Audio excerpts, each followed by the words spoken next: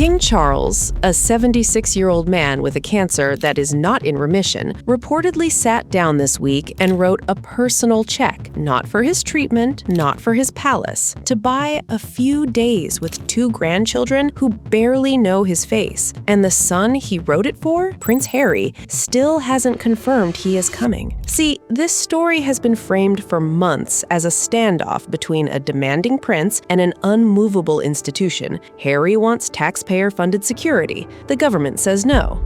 The palace stays quiet. Round and round it goes. And every week another briefing drops, another source speaks to another tabloid, and the whole thing rolls forward like a machine that nobody is actually driving. That's the story most people have been following. But the version nobody is really talking about is a lot simpler and a lot more uncomfortable to look at directly. There is a little girl named Lilibet. She is 5 years old. She has met her grandfather exactly once in her entire life. The one time she was in the same room as the man she carries, she was barely old enough to remember it. And her grandfather, a man who gets up every morning and goes to work with cancer in his body, reportedly just paid out of his own pocket for the chance to sit in a garden with her for 5 days. While in California, her father is still weighing his options. And the man who could end this tomorrow has chosen every single time to say nothing. In 6 years, that silence has absorbed things that would have broken most people, not just as a king, as a father. The Oprah interview where his son sat in a garden in California and told the world the royal family had conversations about the color of his children's skin, Charles said nothing. The Netflix documentary series, where hours of footage painted the institution he had spent his entire life serving as cold, cruel, and racist, Charles said nothing. The memoir called Spare, where his youngest son described private conversations, private grief, private moments between a father and his children, Charles said nothing. Complete, sustained, deliberate silence across 6 years of the most public family breakdown any monarchy has seen in living memory. And then came the cancer diagnosis, delivered in the first year of his reign, after 70 years of waiting to take a throne, while burying his mother, his marriage, his reputation, and his privacy along the way. He absorbed that too. He kept working. He kept showing up. He kept performing the duties of head of state for a country and commonwealth while managing a treatment schedule that his own palace described carefully, always carefully, as ongoing. Not resolved, ongoing. Now, picture what it actually feels like to be that man on the morning the report lands. Your son has told a newspaper that your grandchildren will not be coming unless a government security arrangement gets sorted. The same grandchildren you have seen once, maybe twice in the last 4 years. The little girl who carries a name drawn from your mother's family. The woman you buried at Balmoral while the world watched. You are 76. You are in treatment. You have absorbed more public pain from your own child than most parents absorb in a lifetime, and the response available to you is either capitulate, publicly refuse, or say nothing. Here in Britain, ordinary people watching their tax money get argued over in court after court, while a prince films documentaries from a California mansion have a word for this kind of situation. They call it exhausting, and they are not wrong. Charles chose silence again. But this time, the silence came with a checkbook, and the estate where he signed that check has a name that keeps coming up in the story for a very specific reason. Balmoral is not a house. That word does not come close to covering it. 50,000 acres of royal land sitting in the Scottish Highlands, so large that you could fit entire neighborhoods inside its boundaries and still have room left over. The security infrastructure there is permanent. Professional staff, year-round protection, controlled roads, private airfields with pre-arranged access. It does not get switched on when someone important arrives and switched off when they leave. It runs continuously, regardless of who is staying, regardless of what their individual security status might be outside those gates.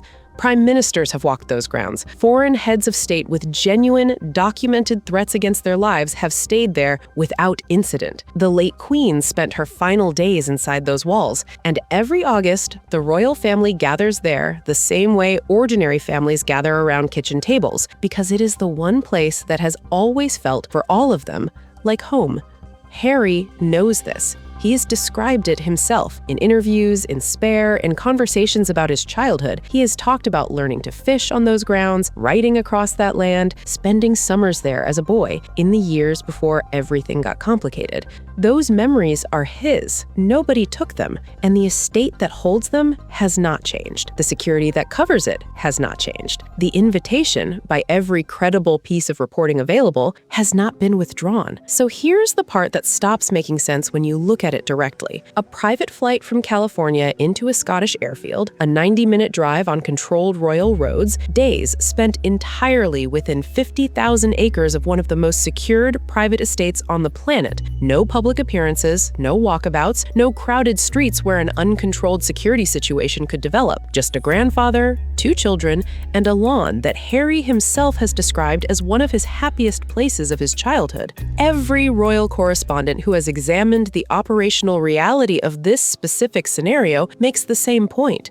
The infrastructure exists, the property exists, the invitation exists. The visit is logistically achievable right now, today, without a single change to any government policy or court ruling, which means the security argument, examined carefully against the reality of what Balmoral actually is, starts to look less like a safety concern and more like something else entirely, and that something else has a price tag attached to it that extends well beyond one summer visit. The price tag is not what Charles reportedly wrote a check for this week. That is the visible number, the one that makes headlines and gives royal commentators something to react to. The real price tag is what Harry has been trying to establish through 5 years of court filings, public statements, and media briefings, and it has nothing to do with one trip to Scotland in July. What Harry lost in court, twice, was not just police protection for a specific visit. He was fighting for something much larger, a permanent, taxpayer-funded security arrangement that would follow him wherever he travels for as long as he and his family need it, regardless of which monarch sits on the throne when the arrangement is in place. He lost in 2024, he appealed. He lost again in 2025. The Court of Appeal was clear. When Harry chose to step back from royal duties, he stepped back from the automatic security that came with them. The British public, who watched their money get argued over in courtroom after courtroom, while a duke filmed Netflix documentaries from a Californian mansion, largely agreed with that conclusion. Polls in the UK have consistently shown that taxpayer-funded protection for a non-working royal living permanently in America is not something most British people consider a reasonable use of public funds. That position has not softened. If anything, the repeated legal battles have hardened it. And yet, the pressure kept coming.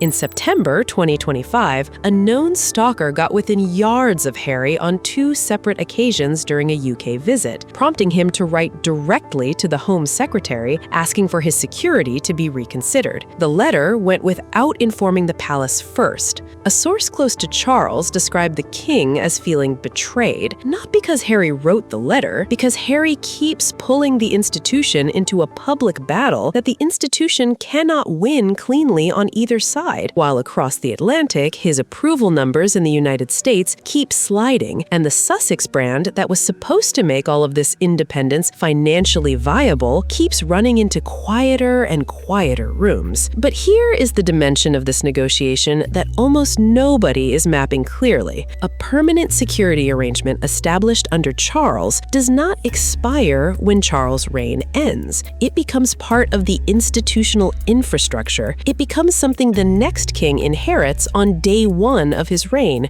whether he wants it or not. And the next king has a name. And that name, in the context of this story, changes everything about why Charles has kept choosing silence over capitulation. That name is William. William is not the villain of this story. That framing is too simple, and it lets the real tension off the hook. What William is, by every credible piece of reporting on how he approaches this situation, is institutional in the purest sense of the word. He has made his assessment, drawn his line, and does not redraw it under pressure. His position is that Harry chose to leave, that choices have consequences, and that a security arrangement reversed because a family member applied emotional pressure through the media sets a precedent that does not expire when the emotion does. He is thinking about what the monarchy looks like when his his own children are adults, when George is standing where William stands now. That is not coldness. That is the weight of knowing that decisions made today become the furniture of an institution that has to outlast everyone currently arguing about it. Charles sits in a different position entirely. He cannot override William's institutional judgment without damaging the very heir he spent decades preparing. He cannot capitulate to Harry without handing William a structural problem on day one of his reign. So he absorbs. He waits, he keeps the door open, and says nothing publicly, because saying something publicly closes options that silence keeps available.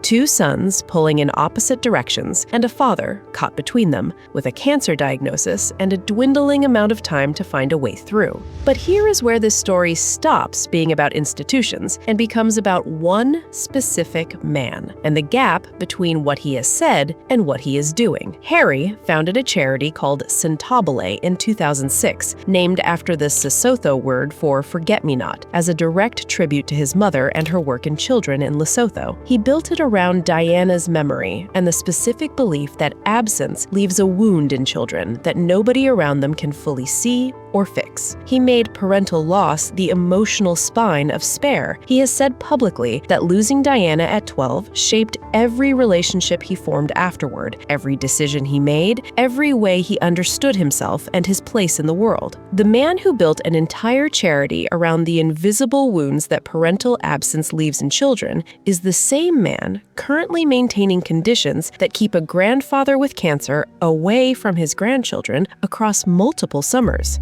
That gap does not have a clean explanation, and Harry is not the only person in this story keeping a distance from those children that nobody asked them about. There is another grandfather, and what has happened to his relationship with Archie and Lilibet makes this contradiction almost impossible to look at directly. Thomas Markle has never met Lilibet, not once. He has no relationship with Archie either. No confirmed contact, no visits, complete severance from both grandchildren since before Lilibet was even born. Now, the circumstances that led to that estrangement are different from the circumstances around Charles. Thomas Markle cooperated with tabloids before the wedding. He staged photographs, he gave interviews. The Sussex position on why that relationship became untenable has been stated publicly and at length, and the reasons given are specific to his conduct. So the cases are not identical in their causes, but the outcome is. Two grandfathers on opposite sides of the world, neither one with a meaningful relationship with Archie and Lilibet, both absences the product of decisions made entirely by adults, both landing on the same two children who had no voice in any of it. Thomas Markle has publicly begged to see his grandchildren. He has given tearful interviews. He has made emotional appeals that played out on television screens around the world. He has been told no. And the principle the Sussex camp has applied to that situation is a clear one.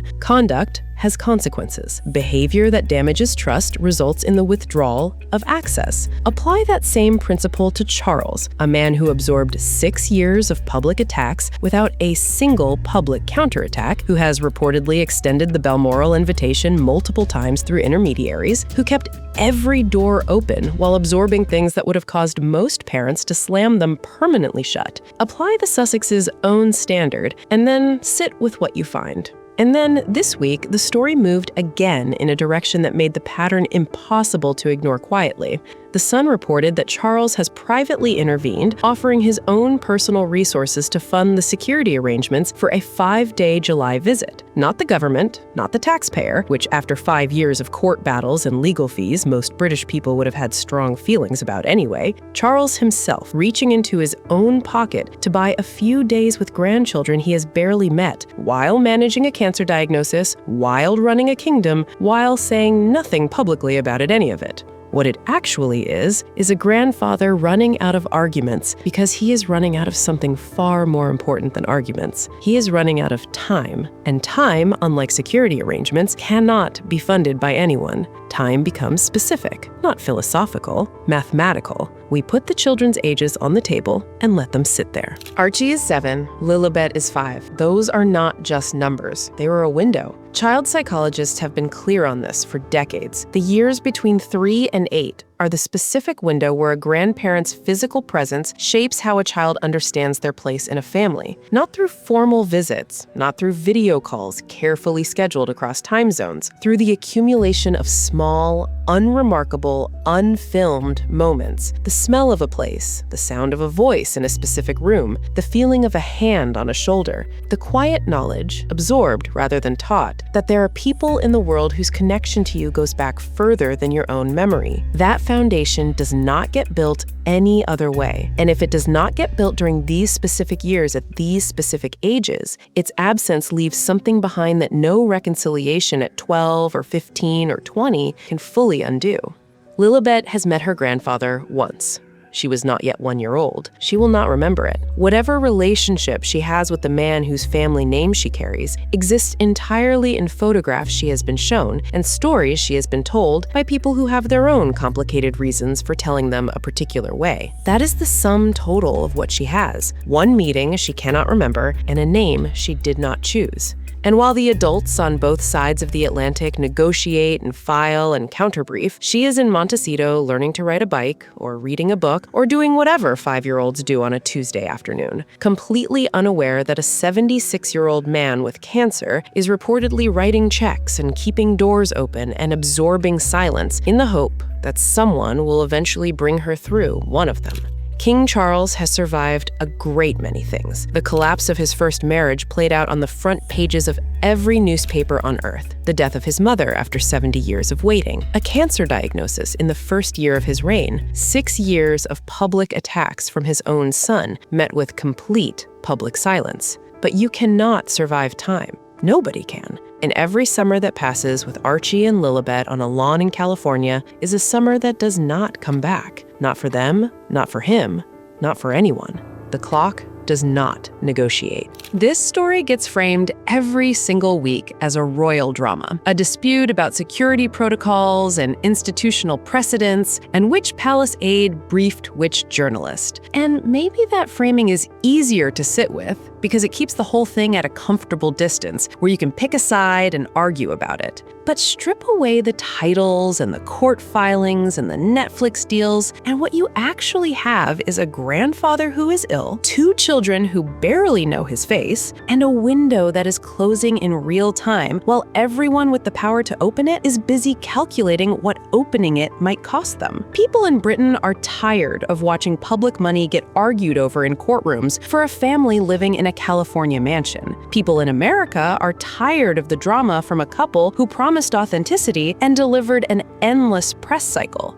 But nobody is more tired than 2 children in Montecito who just want to know their grandfather before it is too late. Be honest. At this point, who do you actually feel sorry for in this story? Harry or King Charles? Drop it in the comments because I genuinely want to know where you land on this one. I am Jane Exposed, and to my beautiful people who made it all the way to the end of this one, I see you, and I appreciate you more than you know. Do not go too far because the next episode of this Harry and Meghan saga is coming, and trust me, you do not want to miss where this goes next. And if you are not subscribed yet, what are you waiting for? Hit that button right now. I will see you in the next one.